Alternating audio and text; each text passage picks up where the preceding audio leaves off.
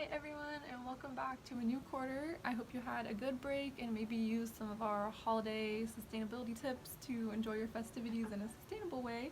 But either way, it's a new year and we have an energy conservation campaign that's going to be on social media all this quarter, and it's going to show you little tips and tricks about how to save energy in your dorm or just in your day-to-day life. So stay tuned for some information about energy conservation.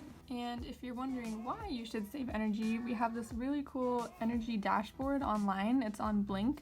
So you can see this on UCC's website, and it goes through and it shows how much energy the campus is using. And then you can filter by the area on campus. So we can go to HGH buildings, and then you can see all the different buildings it has, and not all of them are up here, but for the most part you can see like where you live and then see how much energy you're using.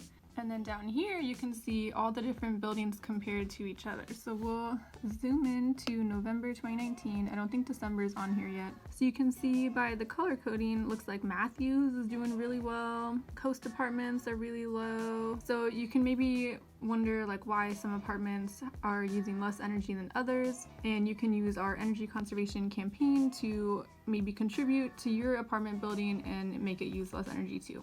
Hello, just as what was said previously, there will be an energy conservation campaign going out week 3, and that includes raffle prizes. So there will be raffles going out throughout the campaign on Instagram, where you can all learn how to participate and view the stories to learn more about our cool energy saving tips. So be sure to check out HH's Instagram page for more details on how to participate so you can win these cool prizes.